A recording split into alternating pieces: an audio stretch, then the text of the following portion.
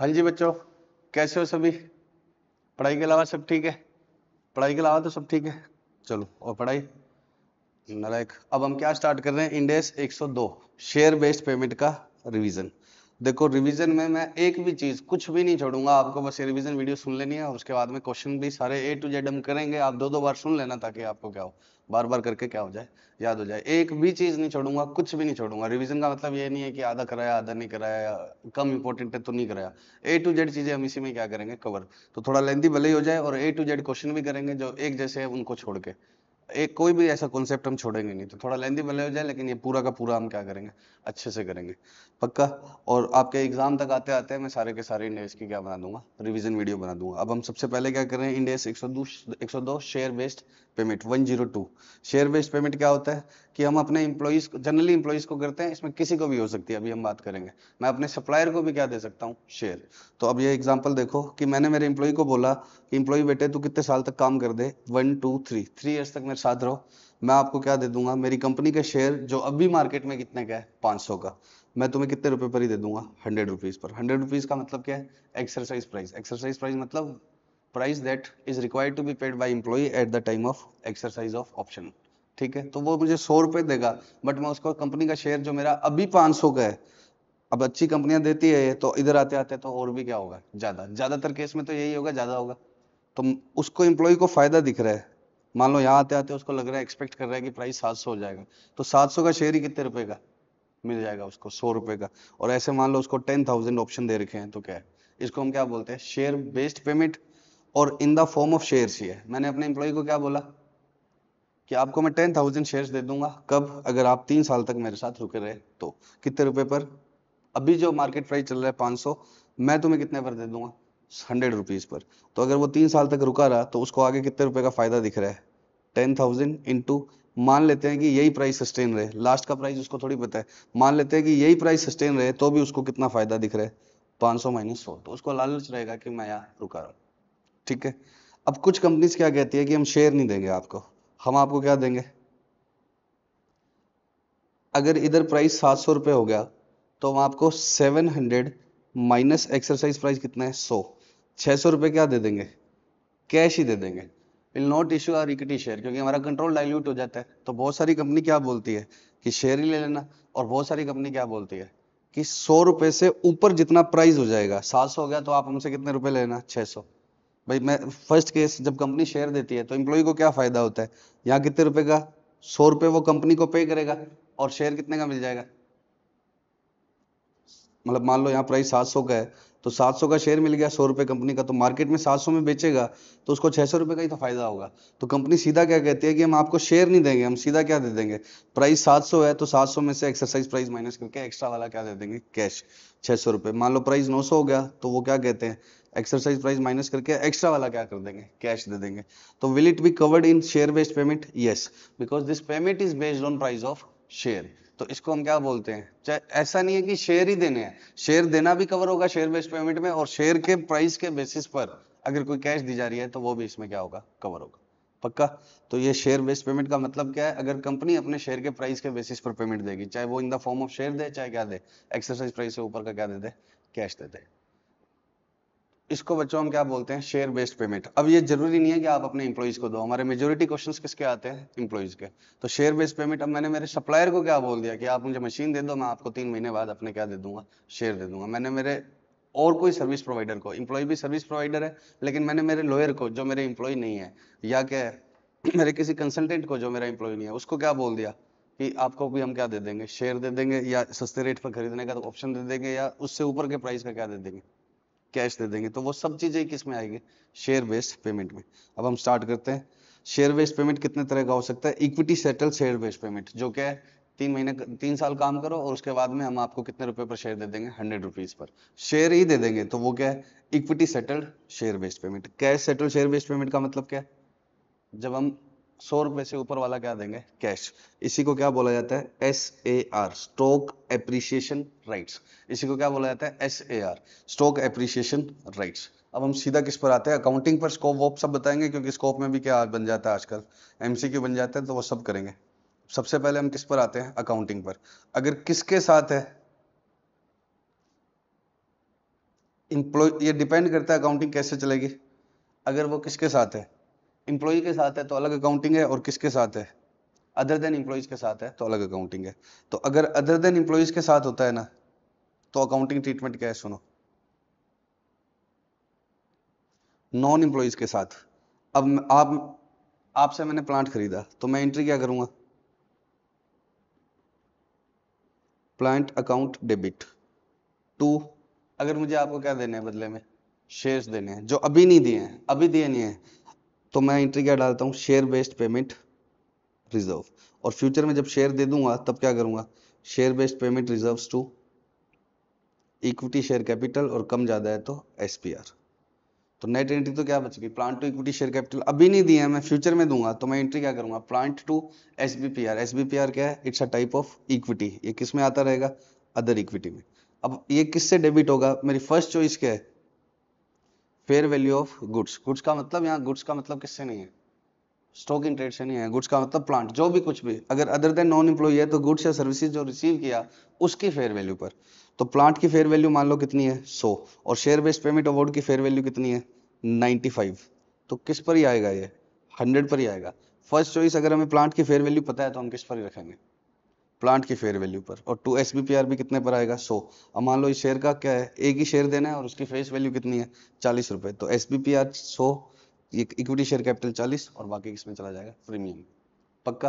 तो first choice क्या है, फेयर वैल्यू ऑफ गुड्स और सर्विसेज रिसीव्ड। वो नहीं पता लगेगा तो फिर हम किसकी लेंगे, फेयर वैल्यू ऑफ मतलब जो मैंने ऑप्शन दिया है, जैसे इस केस में जो अभी हमने स्टार्ट किया था, जहां पर मैंने अपने एम्प्लॉय को क्या बोला था कि मैं आपको 100 रुपए पर क्या दे दूंगा, शेयर।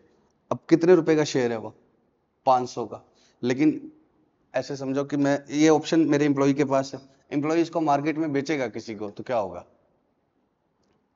मैं रिलायंस का एम्प्लॉय हूँ, मुझे ऑप्शन मिला हुआ है कि अगर मैं 3 साल वहां काम कर लेता हूं तो मुझे रिलायंस का शेयर कितने रुपए पर मिल जाएगा, 100 रुपए पर। अब मैं आपके पास आता हूँ कि मुझे बताओ कि मैं वहां काम मैं करता रहूंगा, आपको लास्ट में वो शेयर आपको दिला दूंगा, 100 रुपए आपके वहां चले जाएंगे। आप मुझे अभी कुछ रुपए दे दो, तो आप मुझे कितने रुपए दोगे, क्या 400 रुपए दोगे, नहीं। आप 100 बातें सोचोगे कि ये 3 साल काम करेगा या छोड़ देगा। 3 साल बाद प्राइस 500 की बजाय कितना हो सकता है, 1000 भी हो सकता है, अच्छी कंपनी है, बोलो। और मान लो 500 भी रहा तो भी आप 400 नहीं दोगे, क्योंकि आपको तो 3 साल बाद मिलेंगे, तो आप प्रेजेंट वैल्यू भी निकालोगे। तो इन सभी बातों को कंसीडर करके क्या निकलती है, इस ऑप्शन की क्या निकलती है, फेयर वैल्यू। तो हमें अकाउंटिंग किस पर करनी है, फेयर वैल्यू पर, ठीक है। और वो फेयर वैल्यू आपको किस में दी होगी, क्वेश्चन में दी होगी। लेकिन इंप्लॉइज के साथ होगा तो अलग होगा, इंप्लॉइज के साथ होगा तो किस पर रिकॉर्ड करेंगे, ऑप्शन की फेयर वैल्यू पर। लेकिन अदर देन इंप्लॉई है तो किस पर रिकॉर्ड करेंगे हम, सबसे पहले चॉइस हमारी क्या रहेगी, प्लांट की फेयर वैल्यू। ऑप्शन की फेयर वैल्यू वो देगा आपको जानबूझ के उकसाने के लिए कि आप 95 पर ले लो, हमें ऑप्शन की फेयर वैल्यू से मतलब नहीं है। हमें किससे मतलब है, एसेट की या जो भी गुड्स या सर्विसेज आई हैं उनकी फेयर वैल्यू पर। किसके साथ, इंप्लॉइज के साथ या नॉन इंप्लॉइज के साथ, नॉन इंप्लॉइज के साथ। और इंप्लॉइज के साथ हम किस पर करेंगे, ऑप्शन की फेयर वैल्यू पर। वो हम बाद में करते हैं, पहले हम किसके क्वेश्चन करते हैं, 2 क्वेश्चन नॉन इंप्लॉय के करते हैं। हाँ बच्चों, पहले हम क्या कर रहे हैं, नॉन इंप्लॉय के क्वेश्चन। ये बुक कौन सी है, सीए रवि अग्रवाल की एक बुक है, जो मेरे से नहीं बनाई हुई है, ये कोई टीचर है सीए रवि अग्रवाल, उनकी मैंने नेट से क्या करी है, डाउनलोड करी है। इस बुक में अच्छी बात क्या है, सारे आरटीपीज एमटीपीज और ये फ्री में मिल जाएगी आपको टेलीग्राम के उनके चैनल पर, वहां से डाउनलोड कर लेना। अच्छी लगे तो क्रेडिट उनका है, ठीक है। Indian INC issued 995 shares in exchange of purchase of office building. इन्होंने कितने शेयर इशू किए हैं, 995, और बदले में क्या लिया है, ऑफिस बिल्डिंग। कब इशू किए हैं, Feb 1 को, ठीक है। फेयर वैल्यू ऑफ बिल्डिंग कितनी है, 2 lakhs, और शेयर की कितनी है 100। लेकिन वो क्या दे रखी है, फेस वैल्यू। हमें किससे मतलब, शेयर की तो फेयर वैल्यू दी नहीं, मतलब ही नहीं है, चाहिए ही नहीं। ऑप्शन की मतलब ऑफिस बिल्डिंग कितने की आ गई, 2 lakh. To, share capital 995 share है, एक की फेस वैल्यू 100 है, तो बाकी किसमें डाल दिया, प्रीमियम में। अच्छा, ये दे भी देता ना शेयर की फेयर वैल्यू, मान लो कि ये 995 शेयर की फेयर वैल्यू कितनी है, 2,10,000 है, तो भी हमें किस पर चलना है, ऑफिस बिल्डिंग की फेयर वैल्यू पर। हमें किस पर जाना है हमेशा, जो चीज आई उसकी फेयर वैल्यू पर, if transaction is with other than employee. ये एम्प्लॉय थोड़ी है जिससे बिल्डिंग खरीदा है। दूसरा क्या है, रिलायंस लिमिटेड ने एक मेंटेनेंस कंपनी को क्या, रिलायंस लिमिटेड ने एक मेंटेनेंस कंपनी हायर की जो उसके ऑयल फील्ड्स को मेंटेन करेगी, और बदले में क्या देंगे इसको, 1000 शेयर्स। 1 अप्रैल से कब तक का कॉन्ट्रैक्ट है, 1 जुलाई तक का। कितने महीने हो गए, अप्रैल में जून, 3 महीने हो गए ना, 1 जुलाई को तो खत्म ही हो गया। और फेयर वैल्यू ऑफ सर्विसेज कितने की है 1 लाख। अब दे भी देता कि शेयर की फेयर वैल्यू 1.10 है तो भी मुझे उससे कोई मतलब नहीं है। फर्स्ट चॉइस क्या है मेरी, अच्छा ये एम्प्लॉई है या नहीं है, एम्प्लॉई नहीं है ना, मेंटेनेंस कंपनी है, बट इस बार हम क्या ले रहे हैं, सर्विस ले रहे हैं, और 1 लाख की और 3 महीने की सर्विस है, तो हर महीने थोड़ा थोड़ा, अभी तो शेयर देंगे नहीं, शेयर तो तीसरे महीने देंगे, तो एंट्री क्या करेंगे, असेट की बजाय क्या है इस बार, एक्सपेंस टू SBPR, जो किस में चला जाएगा, इक्विटी में, 3 बार ये चला जाएगा, और तीसरे महीने के बाद क्या कर देना, SBPR डेबिट कर देना to equity share capital to SPR। अब यहाँ शेयर का मार्केट प्राइस कुछ भी हो मुझे पता नहीं है, मतलब नहीं है, यहाँ हो कुछ भी मुझे मतलब नहीं है, मुझे किस पर रहना है। तो बच्चों ये तो बिल्कुल सिंपल सा टॉपिक था, जो किसके साथ है, अदर देन एम्प्लॉइज के साथ। क्या करना है, सबसे पहले क्या चॉइस करनी है, देखो या तो वो गुड्स होगा या सर्विस होगा। अदर देन एम्प्लॉय के लिए जब मैं गुड्स वर्ड बोलता हूँ तो गुड्स का मतलब क्या है, कोई भी चीज है, असेट भी हो सकती है, तो असेट परचेज डेबिट टू, हाथों हाथ दे दिया तो equity share capital to SPR, जैसे SPR किस में था, सिक्योरिटीज बिल्डिंग वाले केस में, और हाथों हाथ नहीं दिया तो क्या कर देना, SBPR, लेकिन इसकी फेयर वैल्यू लेनी है, इसकी फेयर वैल्यू, ठीक है, और SBPR लास्ट में किस में चला जाएगा, इक्विटी शेयर कैपिटल में, तो SBPR to equity share capital कितने से जाएगा, फेस वैल्यू से, और बाकी प्रीमियम, ये किससे आ जाएगा, बैलेंसिंग फिगर्स। अब हमें किसके साथ बात करनी है, इंप्लॉइज के साथ। तो अगर इंप्लॉइज के साथ क्या होगा, ट्रांजेक्शन होगा तो कैसे करना है, चलो इंप्लॉइज के साथ होगा तो कैसे करना है, फेयर वैल्यू ऑफ SBPR, हमें किसकी फेयर वैल्यू लेनी है, शेयर की, शेयर वाले ऑप्शन की, जो मैंने अभी बताया ना वो एग्जैक्टली क्या आएगी, अगर शेयर कितने का है 400 500 600 रुपए का शेयर अगर 100 पे दे रहे हैं तो वो एग्जैक्टली कितनी नहीं आएगी, 500 नहीं आएगी, लेकिन उसकी जो भी फेयर वैल्यू होगी वो क्वेश्चन देगा, और हमें किस पर जाना है, इंप्लॉय से आए सर्विस की फेयर वैल्यू पर नहीं जाना, हमें किस पर जाना है, फेयर वैल्यू ऑफ ऑप्शंस। ठीक है, एक छोटा सा क्वेश्चन लेके मैं आपसे क्या करता हूँ, बात स्टार्ट करता हूँ। मैंने मेरे इंप्लॉय को बोला कि 3 साल रुक जा और मैं तुम्हें कितने रुपए दे दूंगा, कितने शेयर दे दूंगा, 1000 शेयर, और कितने इंप्लॉइज को बोला है मैंने, 100 इंप्लॉइज को 1000 शेयर दे दूंगा, 100 इंप्लॉइज को बोला है। मार्केट प्राइस शेयर का कितना है अभी 500, एक्सरसाइज प्राइस कितने है 100, और फेयर वैल्यू कितनी है, 3 सालों का है क्या उसको, तो 420 आ रही है। वो कैसे आ रही है आपको हेडेक नहीं है, आपको क्या दिया होगा क्वेश्चन, आपने ऐसे में पढ़े होंगे ब्लैक स्कॉल मॉडल और वो बाइनोमिनल मॉडल, उनमें से किसी एक तरीके से इस ऑप्शन की, इंप्लॉइज के पास क्या है, ऑप्शन ही तो है 100 500 रुपए की चीज कितने रुपए पर खरीदने की, 100 रुपए की, तो ये ऑप्शन से आती है, हमें इनसे कोई मतलब नहीं है, हमें किससे मतलब है, फेयर वैल्यू ऑफ ऑप्शन जो इंप्लॉय के पास है, वो हमें एक्सपेंस प्रोवाइड करना है 3 सालों में। ठीक है, पहले साल 10 लोग छोड़कर चले गए, आगे कितने और छोड़कर चले गए 15, और आगे कितने और छोड़कर चले गए 20, तो हम फटाफट से बताओ पहले साल के एंड में कितने इंप्लॉई है मेरे पास 90। अब मैं ये नहीं सोचूंगा 90 है, मुझे क्या देखना है, इस साल जब मैं एक्सपेंस बुक करूंगा तो मैं ये देखूंगा कि एंड में कितने इंप्लॉई रहेंगे, एक्सपेक्ट करूंगा, क्योंकि अभी 90 है तो क्या है, वो भी तो छोड़ जाएंगे 2 सालों में, तो मुझे क्या देखना है, number of employees to remain in my service at the end. तो मान लो कि मुझे लग रहा है कि 100 में से लास्ट में कितने, भले ही 100 छोड़ गए हैं, मुझे लग रहा है कि लास्ट में कितने रहेंगे 80 रहेंगे, तो मैं एंट्री डालूंगा 80 इंटू 1000 इंटू फेयर वैल्यू कितनी है 420 डिवाइड बाय 3, ये कितने सालों का एक्सपेंस हो गया 3। तो आपको क्या करना है, number of employees expected to remain in service into 1000 क्या है, पर एम्प्लॉय को कितना ऑप्शन दिया हुआ है 1000, और फेयर वैल्यू डिवाइड बाय 3, कितना आ गया है, ये मान लो ए आ गया। नेक्स्ट ईयर में मेरे को एंड में फिर से मैं एस्टिमेट करूंगा कि एंड में कितने रहेंगे, अब मुझे लग रहा है कि एंड में कितने रहेंगे 78, 78 इंटू 1000 इंटू 420 डिवाइड बाय 3, अब कितना टाइम लैप्स हो गया 2 ईयर्स, और ये क्या आ गया बी, तो सेकंड ईयर का एक्सपेंस क्या आएगा बी माइनस ए, क्योंकि ये मल्टीप्लाई 2 कर दिया तो ये दोनों सालों का क्यूमुलेटिव एक्सपेंस आ गया, और तीसरे साल वापस, इस साल तो पिक्चर क्लियर ही होगी, और मान लो कितने रह गए 75, तो मैं एंट्री क्या करूंगा 75 into 1000 into 420 divide by 3 into 3, ये आ गया सी, तो सी में से क्या माइनस कर दूंगा बी, और तीनों साल की एंट्री क्या करूंगा, मैंने उसको क्या देना है शेयर देने हैं, तो मैं एंट्री क्या डाल दूंगा employees remuneration expense debit to SBPR, ये चलता रहेगा कितने सालों तक, तीनों सालों तक, और तीसरे साल के बाद में क्या कर दूंगा SBPR to equity share capital to SPR, पक्का। तो फटाफट से बताओ कैसे निकालोगे, यहाँ पर क्या चाहिए 80 की जगह पर, number of employees remaining in organization at the year end, no, number of employees expected to remain in organization at the end of, इसको क्या बोलते हैं vesting period, at the end of vesting period, into option पर employ multiply by fair value. अब वो यहाँ पर इस ऑप्शन की फेयर वैल्यू पक्का पक्का क्या हो जाएगी, चेंज, क्योंकि यहाँ मार्केट प्राइस और कुछ हो जाएगा, वो देगा यहाँ 450 हो गया, यहाँ 470 हो गया, 490 हो गया, हमें इससे कोई मतलब नहीं है। मुझे किस पर स्टिक रहना है, ग्रांट डेट फेयर वैल्यू पर। एक्सपेंस हम पहला कब प्रोवाइड करेंगे, ईयर एंड पर, लेकिन फेयर वैल्यू कौन सी लेंगे, ग्रांट डेट। ग्रांट डेट का मतलब जब हमने एम्प्लॉय को ऑप्शन दिया, तो ग्रांट डेट फेयर वैल्यू के हिसाब से रहेगा। This will not change in case of equity settled. Cash settled हम बाद में बात करेंगे। समझ में आ गई बात, पक्का। तो अगर मैं एक फॉर्मूला बनाऊं तो मुझे क्या चाहिए, नंबर ऑफ एम्प्लॉइज कब, and of vesting period, into option पर एम्प्लॉय, इनटू फेयर वैल्यू किस दिन की, ग्रांट डेट की, divide by total wasting period, into में क्या होगा, पीरियड लैप्स्ड, और माइनस क्या कर दो, एक्सपेंस ऑफ अर्लियर ईयर। जैसे दूसरे साल में आएगा तो पिछले साल का एक्सपेंस क्या करना पड़ेगा, माइनस करना पड़ेगा। इस तरह से हमें ये क्या करने, क्वेश्चन करने, पक्का।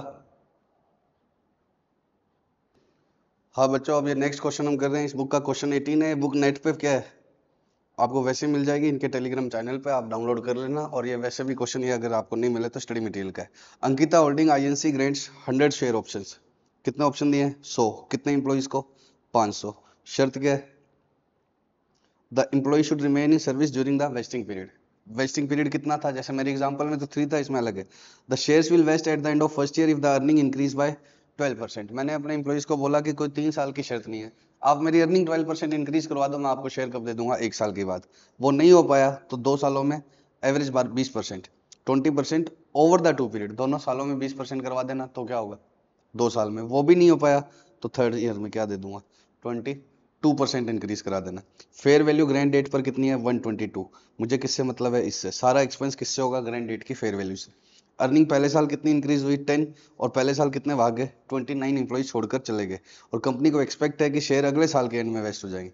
देखो पहले साल के एंड में मुझे बताना, मैंने ये नीचे डायग्राम बनाया हुआ है, ये क्या था, पहले साल में 12 करा दो, फिर 20, फिर 22।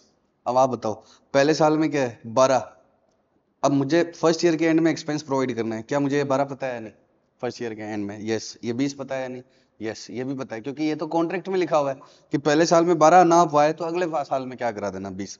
बट एक्चुअल अर्निंग मुझे सिर्फ कौन सी पता है, पहले साल के। तो ये ग्रीन में कौन सी लिखी हुई है मैंने, एक्चुअल वाली क्वेश्चन में लिखी हुई है। और ये क्या लिखा हुआ है, डिजायर्ड अर्निंग। ये एग्रीमेंट तो हमारा अभी हो गया है, तो हमारे को शुरू से ही पता है कि पहले साल में 12 ना करवा पाओ तो 20 करवा देना दूसरे में, ये तो यहाँ पता ही है। लेकिन पहले साल में 10 पता है, अगले साल की 18 मुझे नहीं पता है। क्वेश्चन में लिखा हुआ है कि पहले साल कितनी बढ़ी, 10%, अगले साल कितनी बढ़ी, 18%। और क्या लिखा हुआ है क्वेश्चन में, पहले साल 29 इंप्लॉइज लेफ्ट द ऑर्गेनाइजेशन, और कंपनी को लग रहा है कि इस बार नहीं बढ़ी, लेकिन अगले साल में ये एवरेज क्या हो जाएगी, 20 हो जाएगी। इस दिन लग रहा है कंपनी को ये नहीं पता है कि आगे हुई या नहीं, इस दिन लग रहा है। तो अब इसको पहले साल क्या मानना है, वेस्टिंग पीरियड कितने साल का है, 2 साल का, ठीक है।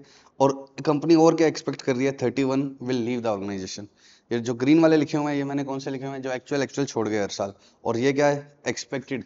तो कंपनी को 1 साल के एंड में 29 एक्चुअल में पता है या नहीं, छोड़ गए, यस। और क्या एक्सपेक्टेशन है कि आगे 2 साल, अगले साल के अंदर, क्योंकि यहाँ ही वेस्टिंग मानेगी कंपनी तो फर्स्ट ईयर के एंड में 31 और छोड़ जाएंगे, अगले साल 29 छोड़ गए, और फिर उसने सोचा कि आगे ये छोड़ जाएंगे। तो अब मुझे बताओ, ये मेरा पहले साल के एंड में एक्सपेंस प्रोवाइड कर रहा हूँ, मैं जो जो पूछ रहा हूँ बताते रहना। क्या 20% पता है या नहीं, यस। 12, 20, 22 ये सब पता है क्योंकि एग्रीमेंट में है। लेकिन एक्चुअल में क्या पता है, 10%, और 29 छोड़ गए। लेकिन क्वेश्चन में लिखा हुआ है कि कंपनी को क्या लग रहा है, share will vest at the end of second year. Second year में हो जाएगी। कंपनी को लग रहा है कोई बात नहीं, इस बार ये एम्प्लॉय कितना कर पाए हैं, सिर्फ 10 ही कर पाए हैं, लेकिन अगले साल ऑन एवरेज ये कितना बढ़ा देंगे, 20। तो अभी हम वेस्टिंग पीरियड कितना मानेंगे, 2 साल। तो एक्सपेंस कैसे बुक करेंगे, number of employees expected to remain, 29 actually छोड़ गए, 31 अगले साल और छोड़ जाएंगे। तो ये तो मान रहे हैं ना, यही काम हो जाएगा। पहले साल के एंड में तो हम यही मान रहे हैं कि यहाँ तक पूरा हो जाएगा, तो 29 छोड़ गए, 31 और छोड़ जाएंगे। तो 29 मतलब 29 लेफ्ट, 31 और छोड़ जाएंगे, तो कितने रह गए, 440।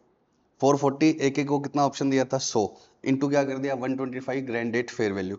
1/2 क्यों किया, क्योंकि अभी तो यही लग रहा है 2 साल में, हमें ये लग रहा है कि नेक्स्ट ईयर में क्या हो जाएगा, वेस्टिंग हो जाएगी। तो ये आ गया फर्स्ट ईयर का एक्सपेंस। सेकेंड ईयर में क्या हुआ, सेकेंड ईयर के एंड में भी अर्निंग कितनी हुई, इन दोनों का एवरेज भी बिठाओगे तो कितना नहीं हो पाया, 20 नहीं हो पाया। Over the period of 2 year क्या करनी थी 20, तो वो तब होता जब इन दोनों का टोटल क्या होता 40 से ज्यादा होता, 20 से ज्यादा है। या ऐसे मान लो कि ओवर द 2 पीरियड में इसने कितनी करी है 18 ही की है, तो करनी कितनी थी 20, तो अब भी नहीं हो पा रहा तो क्या होगा, अब मुझे लगेगा कि 3 साल में वेस्ट हो रहा है। अभी भी कंपनी को लग रहा है कि कंपनी बिलीव्स दैट एडिशनल 23 आगे 23 और छोड़ जाएंगे and earning will further increase so that performance target will be achieved. अब कंपनी को लग रहा है कि इस साल नहीं हुआ लेकिन यहां हो जाएगा, इस साल नहीं हुआ लेकिन यहां हो जाएगा। सर बाई चांस ये लग रहा हो कि अब आगे भी नहीं होगा तब बात की बात है। एक बार ये मान लो कि इस साल नहीं हुआ लेकिन क्या लग रहा है आगे हो जाएगा, तो अब हमें कितना लग रहा है टोटल वेस्टिंग पीरियड 3 इयर्स, यहां से लेकर यहां तक कितना लग रहा है 3 इयर्स, तो अब हमें लग रहा है कि total expense should be spread in 3 years. तो अब बताओ, अब तक अब लास्ट तक यहां पर क्या लगेगा,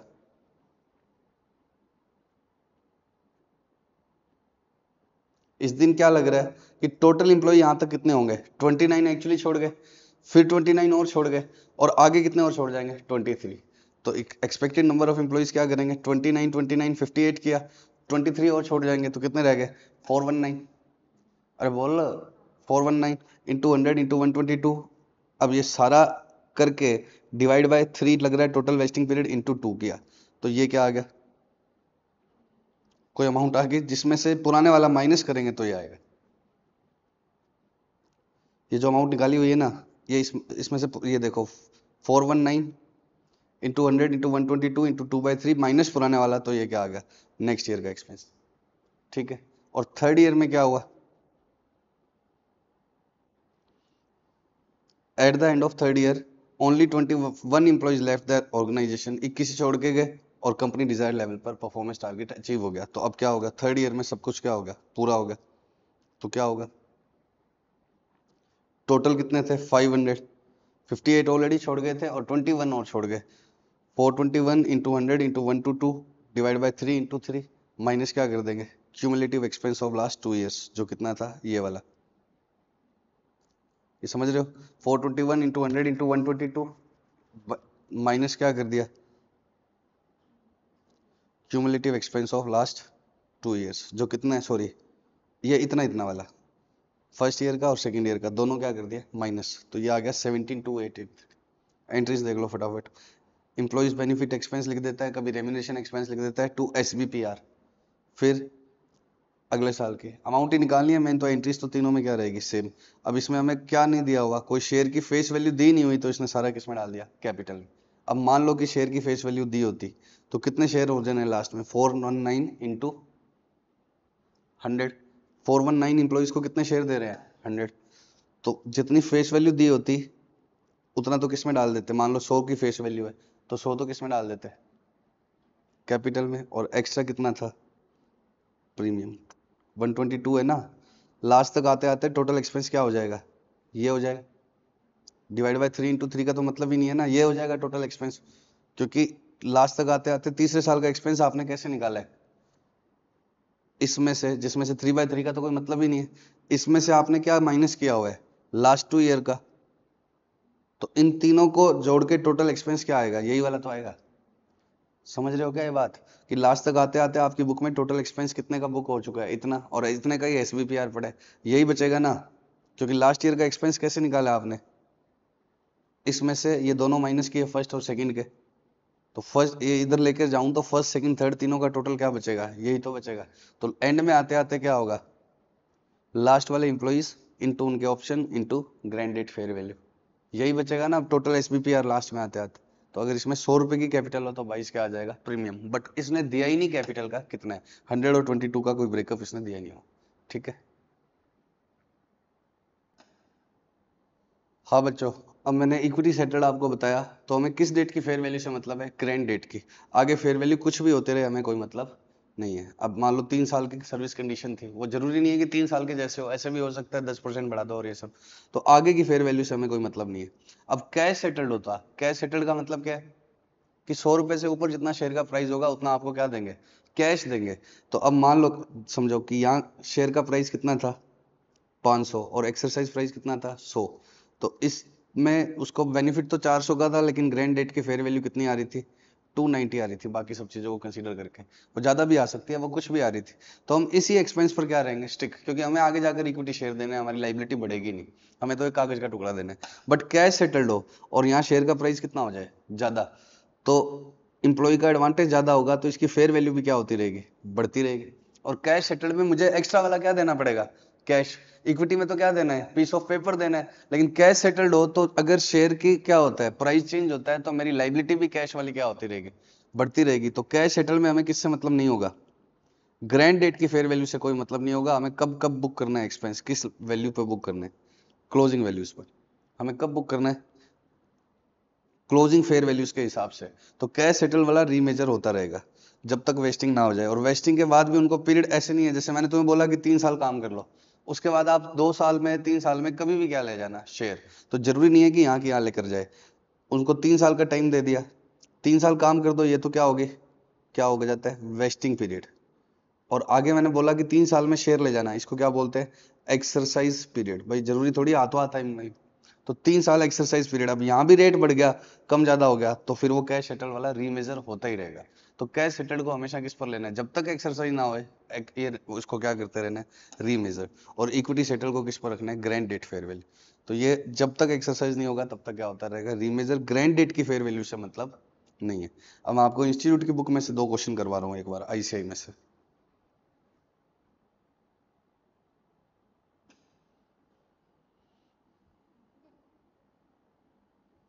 बच्चों ये इंस्टीट्यूट की बुक में एग्जाम्पल टाइप से इलिस्ट्रेशन नहीं आ रहा। अब ये ध्यान रख लेना, आईसीआई का जब मटेरियल करोगे तो इलिस्ट्रेशन तो करने ही करने हैं, प्लस एग्जाम्पल भी करने हैं।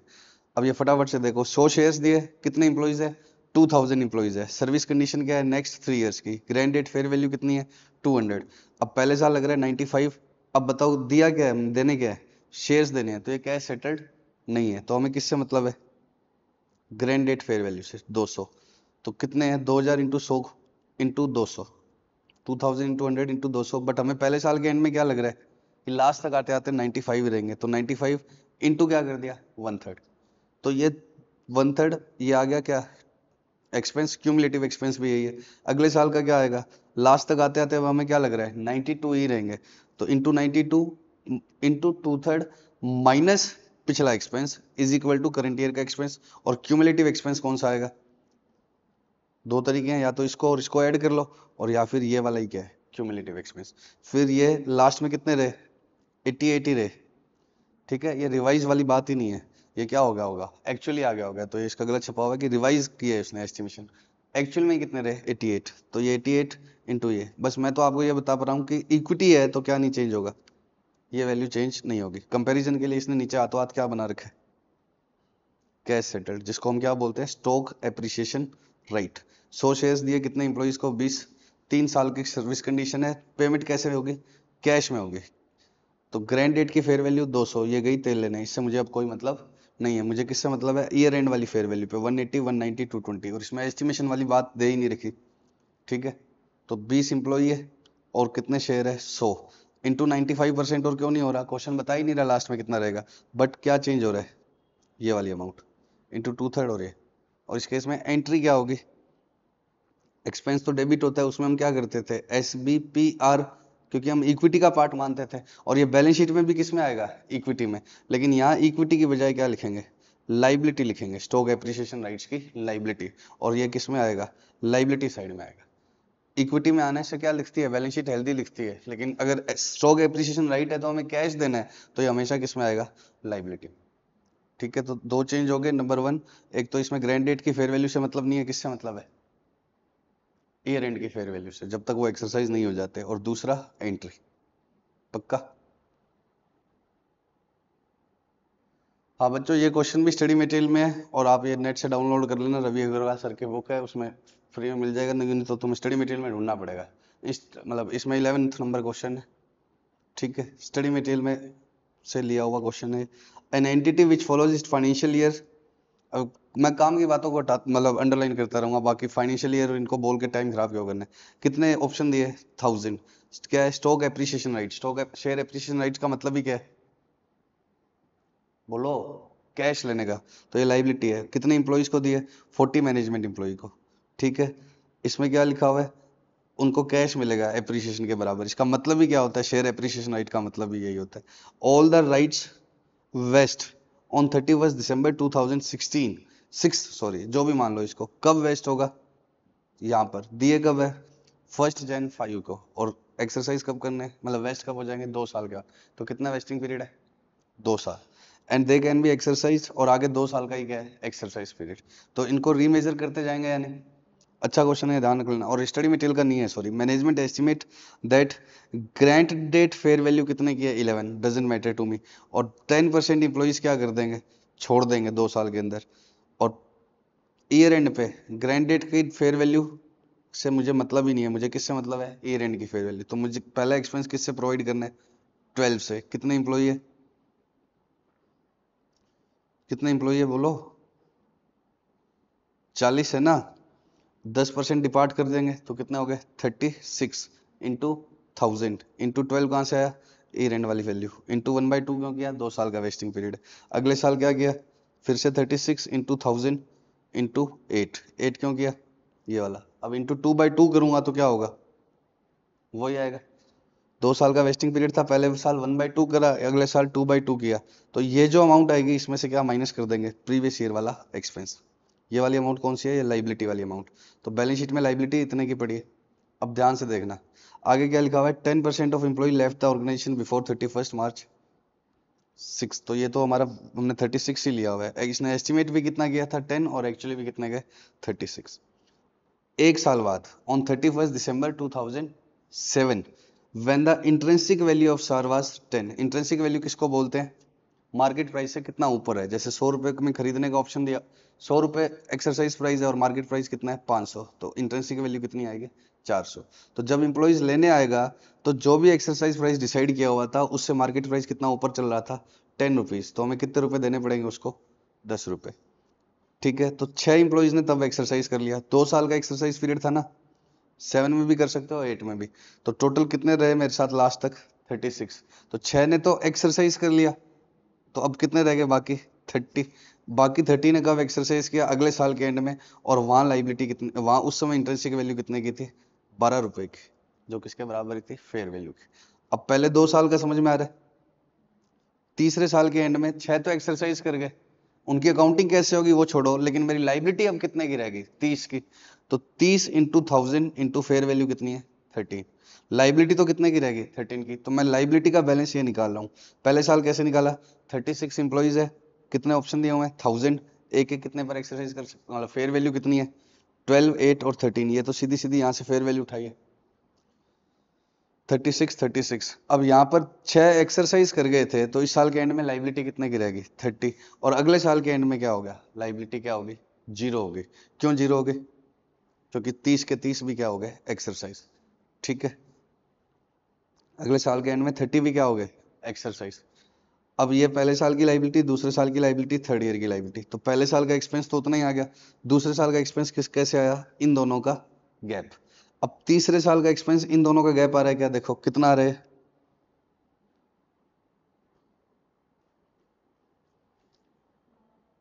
बोलो कितना आ रहा है 390 में से 288 माइनस नहीं हो रहा है, एक बार 102, सॉरी कितना आ रहा है 102। तो एक तो ये लाइबिलिटी, जो लाइबिलिटी की इंक्रीज होगी वो एक्सपेंस डालना है। इसके अलावा हमने क्या दिया है, कैश भी तो दे दिया, कितने इंप्लॉई को 6 बंदों को क्या दे दिया कैश, कितने के हिसाब से 10 के हिसाब से। तो 6 इंटू 10, और एक को कितने दिए थे 1000, तो 6 इंटू 10 60, और ये वाला कैश भी तो दे दिया। ये मेरी लाइबिलिटी थी, अगले साल लाइबिलिटी इतनी करनी है तो एक्सपेंस डाल दिया, अगले साल फिर लाइबिलिटी बढ़ानी है एक्सपेंस डाल दिया। इसके अलावा क्या दे दिया, कैश भी तो दे दिया है, वो भी तो क्या डालना होगा एक्सपेंस। तो 102 में प्लस क्या जोड़ा हुआ है इसने 60,000 पक्का। तीसरे साल लाइबिलिटी कितनी डालनी है 0 होगी 390। तो लाइबिलिटी कम करनी है तो एक्सपेंस क्या होगा रिवर्स, एक तरह से इनकम बुक होगी कितने की 390 की, लेकिन साथ में क्या होगा 30 इंप्लॉइज जो है उनको क्या दिया होगा हमने कैश। तो वो कितना होगा 30 इंटू 1000, और उसमें फेयर वैल्यू कितनी है 12, और वही इंट्रिंसिक वैल्यू है एंड में। ठीक है, तो हमें इंट्रिंसिक वैल्यू के हिसाब से जितना ऊपर चल रहा था उतना क्या दे दिया कैश। तो कितना 360 का ये एक्सपेंस डालना है, और 390 की लाइबिलिटी खत्म करनी है।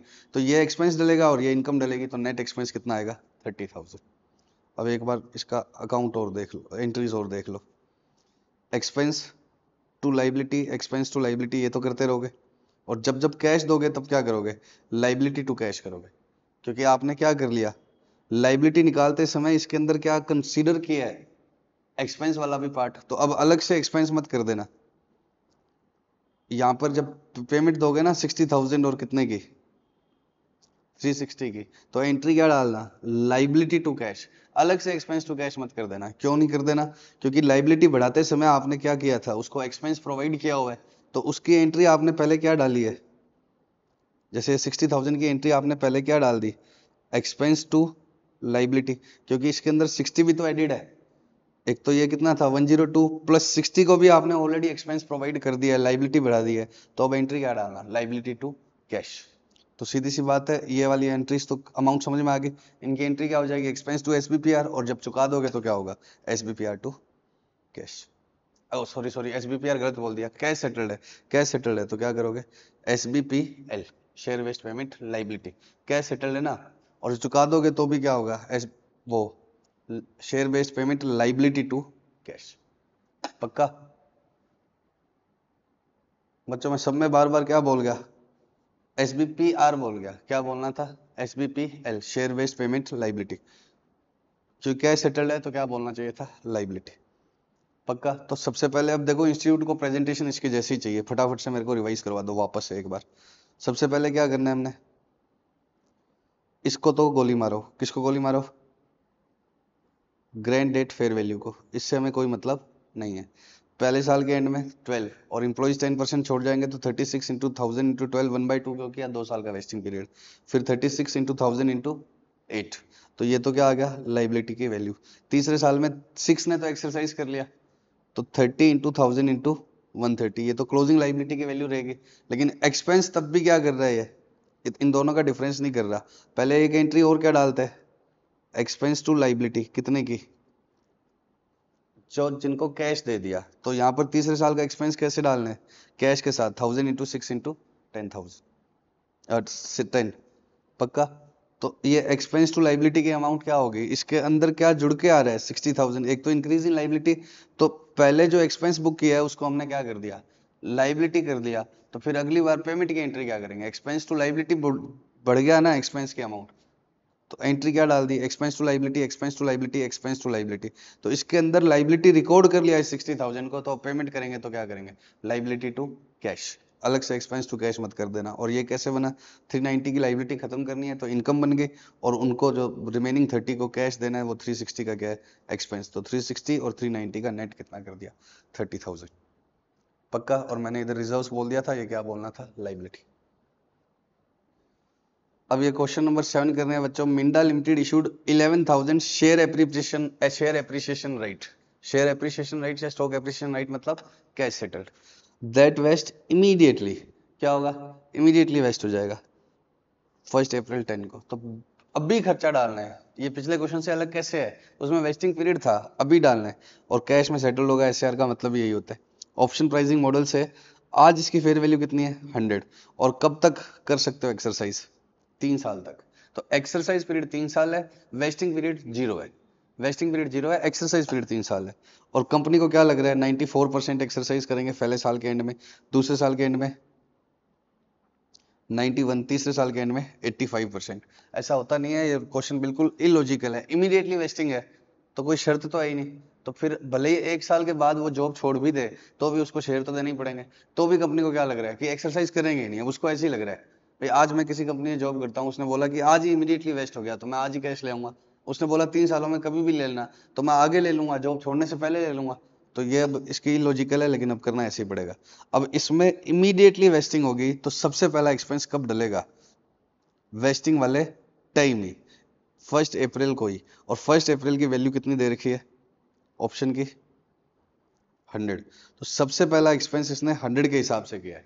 अब बच्चे मुझे बोलते हैं, वो कंफ्यूजन में क्या आ जाते हैं कि आपने ग्रांट डेट की फेयर वैल्यू ले ली, जबकि हमें कौन सी लेनी चाहिए थी, सिर्फ ईयर एंड की। ये ग्रांट डेट की फेयर वैल्यू थोड़ी ले रहा हूं, ये तो इमीडिएटली वेस्टिंग है इसलिए पहले दिन लाइबिलिटी रिकॉर्ड करूंगा। इमीडिएटली वेस्टिंग है इसलिए पहले दिन उसी दिन की लाइबिलिटी रिकॉर्ड करूंगा। ग्रांट डेट का मतलब तो ऑप्शन यहां दिया और वेस्टिंग आगे होगी, तब मैं कौन से साल के ईयर एंड की फेयर वैल्यू लूंगा, ग्रांट डेट की फेयर वैल्यू नहीं लूंगा। लेकिन ये ग्रांट डेट नहीं है, ये क्या है, हाथों हाथ वेस्टिंग होगी इसलिए पहले दिन लाइबिलिटी इतने से रिकॉर्ड होगी। बाकी आप एस्टिमेशन और को कंसीडर करके आराम से बाकी कर लेंगे, बट पहले दिन भी स्टार्टिंग में भी इसमें क्या करनी पड़ेगी, एंट्री डालनी पड़ेगी आपको। परसेंटेज और वो समझ में आ जाएंगे तुम्हें। लेकिन यहाँ पर पहले दिन की एंट्री क्यों डाल रहा हूँ, क्योंकि यहाँ पर ये ग्रांट डेट नहीं है, इमीडिएटली वेस्टिंग की वजह से पहले दिन भी क्या बुक करनी पड़ेगी, लाइबिलिटी। पक्का? हाँ बच्चों, क्वेश्चन नंबर 9, ये भी स्टडी मटेरियल से लिया हुआ है, इसको छोड़ देना है। पिछले क्वेश्चन का comment, rely limited issued share based option to one of its KMP which can be exercised either in cash or equity and it has following features। तो देखो अब बड़ी कंपनी जैसे रिलायंस, विप्रो और क्या देते थे, मतलब विप्रो और इन्फोसिस क्या देते थे, शेयर। क्यों देते थे शेयर, रुके तो रहे, मतलब उनको वो शेयर भी दे तो एम्प्लॉय के पास कुछ शेयर चले भी गए तो उनकी होल्डिंग डाइल्यूट नहीं होती। भाई एक कंपनी है जिसमें 5 करोड़ शेयर मेरे पास है, अब मैं 5-10 हजार एम्प्लॉय को दे भी दूं तो भी मेरी चलती रहेगी। लेकिन छोटे जो स्टार्टअप आए उनको इन्फोसिस विप्रो से लड़ने के लिए क्या करना पड़ा, शेयर देते। अब वो शेयर देते तो उनकी क्या हो जाती, इक्विटी डाइल्यूट हो जाती, इंप्लॉय के कंट्रोल में चली जाती। तो उन्होंने क्या स्टार्ट किया, एसएआर, स्टॉक एप्रिसिएशन राइट। इसमें इंप्लॉय का क्या फायदा है स्टॉक एप्रिसिएशन राइट में, तुम शेयर खरीदोगे, मैं इन्फोसिस में हो, मैं तुम्हें शेयर दूंगा 100 रुपए पर, तो तुम्हें मुझे क्या देना पड़ेगा, 100 रुपया बदले में मैं तुम्हें शेयर दूंगा, लेकिन तुम्हें एक बार 100 रुपए देने पड़ेंगे। एसएआर में क्या होता है, तुम्हें कुछ देना ही नहीं है, तुम्हें तो 100 से ऊपर वाला क्या मिल जाएगा, कैश। तो स्टार्टअप की तरफ थोड़ा ज्यादा रुझान हो गया इंप्लॉइज का। तो इन्फोसिस विप्रो को तो उनको तो हराना है, तो उन्होंने क्या किया, बोलो, उन्होंने कहा तुम्हारी जो इच्छा हो वो लेना, कैश भी लेना चाहे क्या लेना, इक्विटी, तुम्हारी जो इच्छा हो वो लेना। इस तरह के ऑप्शन को क्या बोलते हैं, फैंटम शेयर। जैसे स्टॉक एप्रिसिएशन राइट को क्या बोलते हैं, कैश देने वाले को क्या बोलते हैं, स्टॉक एप्रिसिएशन राइट। तो इसकी जगह क्या नाम आ सकता है, फैंटम, PHANTUM, फैंटम शेयर्स भी। कैश या इक्विटी जो तुम्हारी इच्छा वो ले लो। फॉलोइंग फीचर्स है, कैश सेटल लोगे तो हम आपको कितने देंगे, 74,000 शेयर्स, और इक्विटी सेटल होगा तो कितना होगा, 90,000। कैश लोगे तो 74,000 का प्राइस जितना भी एक्सरसाइज प्राइस है उससे ऊपर होगा वो देंगे, और इक्विटी है तो कितना देंगे, 90। सर्विस कंडीशन दोनों में कितनी है, 3 साल। रेस्ट्रिक्शन टू सेल कितनी है, 2 इयर्स। अब 3 साल काम कर दिया, उसके बाद में तुम मुझसे क्या ले जाओ, शेयर, तो उनको बेचोगे नहीं कितने साल तक, 2 साल तक। तो ये किस में होगी, शेयर्स में होगी। कैश सेटल में तो हो ही नहीं सकती क्योंकि शेयर तो मिला ही नहीं। ठीक है, तो ये पक्का किस में है, कैश सेटल्ड में। और किसी भी चीज के ऊपर कोई रेस्ट्रिक्शन आ जाए तो उसकी फेयर वैल्यू थोड़ी क्या हो जाती है, डाउन। जैसे बिल्डिंग है, इसमें मैं पढ़ा रहा हूँ, अब इसके ऊपर इसको कैश बेचूं मैं, तो इसके ऊपर कोई रेस्ट्रिक्शन नहीं हो तो प्राइस मिलता है 50 लाख। अब इसके ऊपर रेस्ट्रिक्शन होगी, यहाँ कमर्शियल काम नहीं होगा तो प्राइस थोड़ा क्या हो जाएगा, कम। तो जब भी रेस्ट्रिक्शंस आ जाएगी तो क्या हो जाएगा, फेयर वैल्यू थोड़ी उसकी क्या हो जाएगी, कम। तो रेस्ट्रिक्शन टू सेल वाला किस में होगा, कैश सेटल में या इक्विटी सेटल में, इक्विटी सेटल में। तो क्या होगा, इसकी वजह से इसकी प्राइस थोड़ी क्या है, कम। Equity price with restriction to sell 115, और फेयर वैल्यू ग्रैंड डेट की कितनी है, 135। ये किसकी है, कैश सेटल्ड की, और ईयर एंड की फेयर वैल्यू। तो अब हमें इसमें क्या करना है, देखो एम्प्लॉय की चॉइस होती है ना, तो वो तो कैश भी ले सकता है, और हम इक्विटी मान के चल जाएंगे तो क्या होगा, हम इक्विटी मान लिया, बाद में अचानक से क्या हो गया, लाइबिलिटी आ गई। बैलेंस शीट में 3 सालों तक हम इक्विटी दिखा दी तो क्या होगा। तो इसलिए एस क्या बोलता है, पहले लाइबिलिटी की क्या निकाल लो, fair value. Maximum expense book करना है, लेकिन आपको लाइबिलिटी के हिसाब से क्या करनी है, अकाउंटिंग करनी है। अकाउंटिंग किसके हिसाब से करनी है, लाइबिलिटी के हिसाब से। ग्रांट डेट की फेयर वैल्यू को यूज करके किसकी वैल्यू निकाल ली, लाइबिलिटी की। कैश सेटल में कितने हैं, 74,000 शेयर्स है, कितने हैं, 74,000 शेयर्स, और कैश सेटल में कितना देना पड़ेगा, 135। इक्विटी सेटल्ड है 90,000 और कितना देना पड़ेगा, 115। पहले इनका कंपैरिजन करके क्या निकाल लो, एक्स्ट्रा वाली अमाउंट। कैश सेटल होगा तो क्या होगा, 70,000 इंटू 135। इक्विटी सेटल है तो 90,000 इंटू 115। ये कब का ले रहे हैं, इस दिन का। एक्सपेंस हम यहाँ से प्रोवाइड करेंगे, लेकिन ये पहले दिन ले रहे हैं। ये इक्विटी सेटल में एक्स्ट्रा जो रुपया है ना, उसको तो इक्विटी सेटल मान लेना, और बाकी को क्या मानना, कैश सेटल, लाइबिलिटी। और अकाउंटिंग किसके हिसाब से करना, दोनों। मैक्सिमम एक्सपेंस बुक करने के लिए इक्विटी की वैल्यू निकालने के लिए क्या करो आप, पहले किसकी वैल्यू निकाल लो, कैश सेटल्ड की, फिर किसकी निकाल लो, इक्विटी सेटल्ड की, और फिर इन दोनों का क्या ले लो, गैप। और वो गैप क्या है, लाइबिलिटी की। अगर इंप्लॉय ने क्या किया, सॉरी वो गैप क्या है, इक्विटी सेटल्ड। इंप्लॉय कैश लेता है, आज की डेट में इसकी वैल्यू लूं डे 1 पर, तो क्या होगा, कैश सेटल की ये वैल्यू है, लेकिन इक्विटी सेटल की ये वैल्यू है। तो एक्स्ट्रा वाले को, ये तो हम अकाउंटिंग किसके हिसाब से करेंगे, लाइबिलिटी के जैसे। एक्स्ट्रा वाले को क्या मान लेना, इक्विटी सेटल। अब सारी अकाउंटिंग किसके हिसाब से करनी है, लाइबिलिटी के हिसाब से। तो एक साल के एंड में इसकी फेयर वैल्यू कितनी होगी, लाइबिलिटी वाले की 138। इसका यूज नहीं है एक्सपेंस बुक करने में, इसका यूज इन दोनों वैल्यूज का यूज किस में है, इक्विटी वाली वैल्यू निकालने के लिए। पहले क्या करो, 90,000 इक्विटी वाले इंटू इक्विटी वाली फेयर वैल्यू, और फिर कैश सेटल वाले शेयर्स इंटू कैश सेटल वाली फेयर वैल्यू। अब ये जितनी एक्स्ट्रा है वो इक्विटी सेटल है, बाकी सारी अकाउंटिंग कैसे चलनी है, लाइबिलिटी सेटल। तो इसका यूज क्या है, इक्विटी वाली वैल्यू निकालने के लिए। अब 138 है ईयर एंड में, और कितने दिए हुए थे, 74,000। तो क्या किया इसने, 74,000 इंटू 138, 3 सालों का वेस्टिंग पीरियड था। शेयर बेस्ड पेमेंट, लाइबिलिटी और एम्प्लॉइज बेनिफिट एक्सपेंस, तो ये इतना इतना तो आएगा। अब इक्विटी सेटल की वैल्यू कितनी थी, 360, तो उसको भी क्या डालना है, एक्सपेंस। तो इसके अंदर क्या जोड़ दिया, 360/3, 120 का क्या कर दिया, रिजर्व बना। तो हर साल 120 का तो ये एक्सपेंस एक्स्ट्रा बढ़ता रहेगा। और इक्विटी सेटल की अकाउंटिंग क्या होगी, हर साल के एंड में किस पर लाते रहेंगे, इस पर। और यहाँ पर कितने लेने हैं शेयर, ध्यान रख लेना, 74, 90,000 मत लेना। अब आगे सारी अकाउंटिंग किस पे चल रही है मेरी, 74,000। ठीक है, 74,000 into revise fair value 2/3 minus पुराने वाला कौन सी वाली अमाउंट, लाइबिलिटी वाली। ये मत कर देना, कौन सी करनी है, लाइबिलिटी वाली। ऐसे करके चलता गया। अब एंड में उसने कैश ऑल्टरनेटिव ले लिया, तो क्या होगा, SBPR टू ये हमारा सारा एक्सपेंस पहले कितने पर पड़ा होगा, 147 पे, तो ये हो गया। और जो आपने इक्विटी में डाला हुआ है, SBPR क्या, SBPL लाइबिलिटी तो पे होगी। और जो बाकी कौन सा पड़ा हुआ है इक्विटी में, उसका क्या करना, SBPR पड़ा हुआ है ना, उसको अदर अलग किसी और इक्विटी में डाल देना, रिटेन्ड अर्निंग। क्योंकि लाइबिलिटी सेटल वाला तो खत्म हो गया कैश लेके, उसको किस में डाल देना, रिटेन्ड अर्निंग में। उसको खत्म भी तो करना होगा ना, ये कौन से वाला अमाउंट है, 3,60,000, 1 20 और SBPL2 शेयर कैपिटल, ये कब है, जब इक्विटी सेटल्ड है। तो लाइबिलिटी को पहले तो किस में डाल देना, SBPL लाइबिलिटी, और फिर SBPR भी पड़ा होगा। इन दोनों को क्या कर दिया, debit to equity share capital to SPR। तो इसने सिर्फ क्या कर दिया, किसको खत्म करने की अकाउंटिंग बता रखी है, खाली लाइबिलिटी को। SBPR के बारे में बता ही नहीं रहा, लेकिन तुम्हें SBPR कैसे खत्म करना है मैंने बता दी। इसमें किस में डाल रहा है, इक्विटी में, और ये दोनों डेबिट करके इक्विटी में कन्वर्ट हो। ठीक है, पक्का।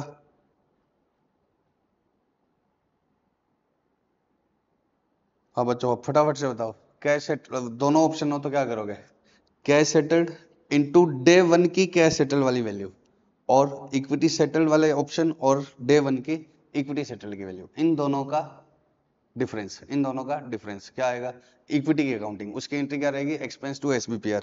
इसका अब कोई और आगे रोल नहीं आएगा इन दोनों वैल्यूज का। आगे सारी अकाउंटिंग किसके हिसाब से चलाओगे, कैश सेटल के हिसाब से, और उसलिए ऑप्शन कितने रखोगे, 74,000। और लास्ट में वो कैश ले लेगा, तो लाइबिलिटी टू कैश, और SBPR को किस में डाल दो, अदर इक्विटी में, रिटेन्ड अर्निंग में। ठीक है, और अगर वो क्या लेगा, शेयर, तो इन दोनों को डेबिट करके किस में डाल दो, capital premium.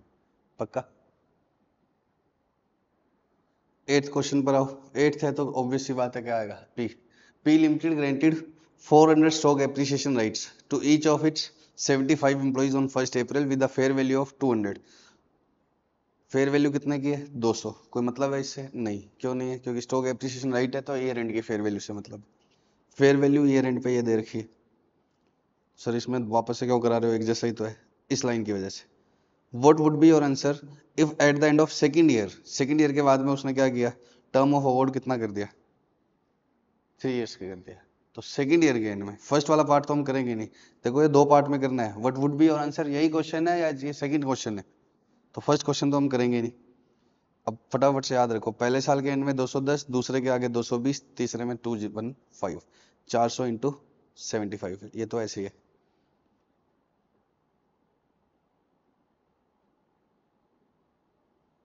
Four hundred into 75 first year की फेयर वैल्यू।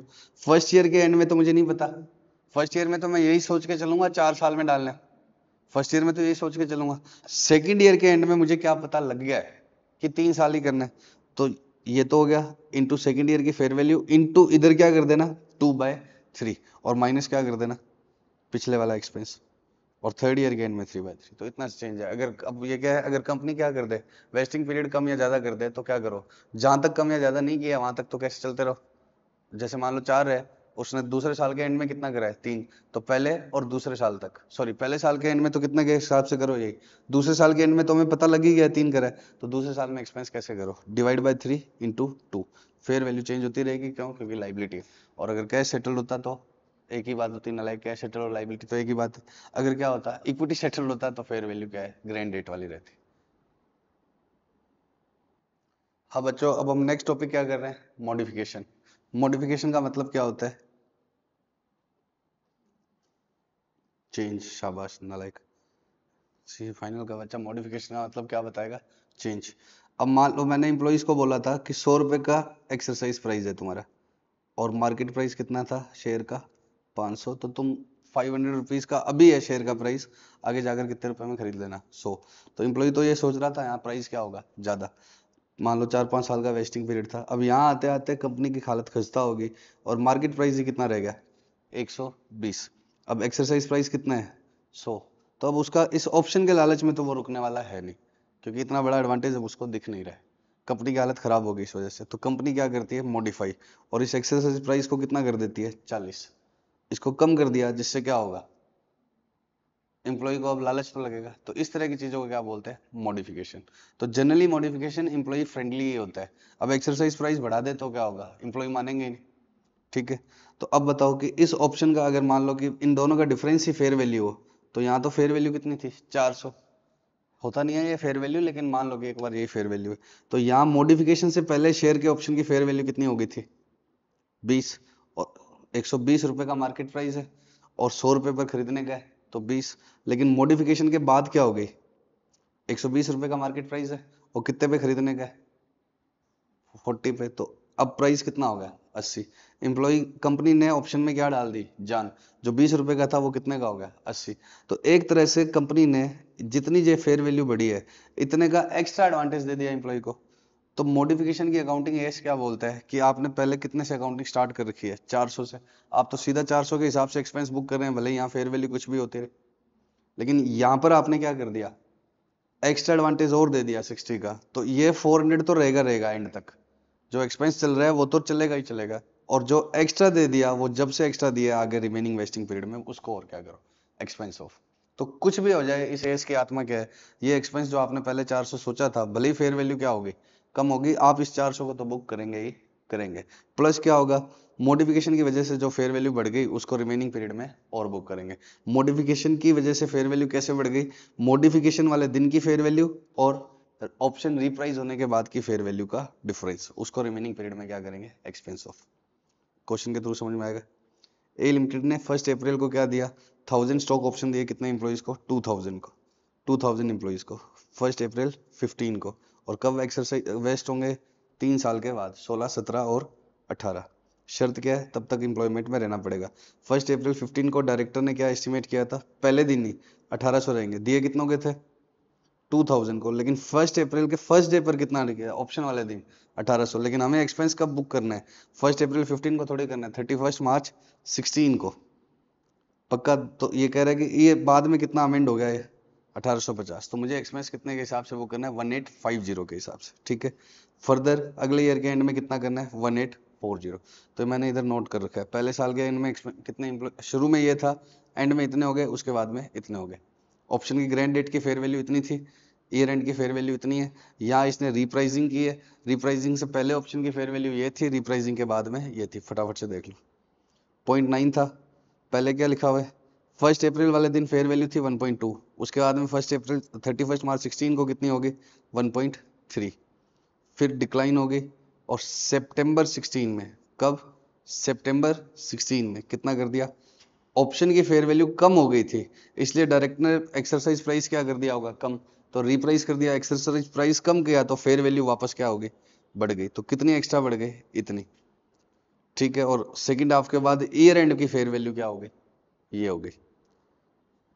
रिप्राइस किया था तब, रिप्राइजिंग से पहले ये थी, रिप्राइजिंग के बाद ये हो गई। एक्सरसाइज प्राइस जैसे ही कम करते हैं तो ऑप्शन की फेयर वैल्यू क्या हो जाती है, ज्यादा।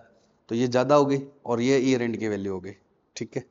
अब आपसे क्या पूछ रहे हैं, 17 तक की अकाउंटिंग बता दो। 17 तक का मतलब पहले 2 साल की, तीसरे साल में कुछ है भी नहीं, तो पहले साल के एंड में तो मेरे को पता मतलब ही नहीं है, अभी तो कोई मॉडिफिकेशन और हुआ ही नहीं है, तो किसके हिसाब से रहेगा 1.2।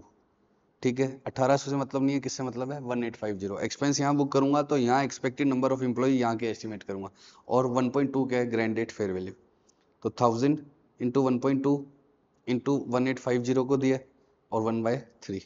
अगले साल क्या होगा 1840 इंटू 1000 इंटू 1.2, उसको बिल्कुल कैसे चलने दो, वैसे का वैसे ही इंटू 2/3। उसको तो बिल्कुल कैसे चलने दो, वैसे का वैसा, उसको उतना तो एक्सपेंस बुक करना ही करना है, प्लस कितना एक्स्ट्रा होगा इन दोनों का गैप। अब कितना साल रह गया यहाँ, सितंबर के बारे में क्लियर डेट नहीं लिखा हुआ है कि कौन सी डेट को हुआ है, क्या लिखा हुआ है इन सितंबर 16, तो इसने क्या मान रखा है 30 सितंबर, तो आगे का पीरियड कितना रह गया 1.5, तो एक्स्ट्रा एक्सपेंस कितना आएगा, ये divide by 1.5, extra wasting period कितना है इंटू 0.5, इसमें से पुराने वाला क्या कर दिया माइनस।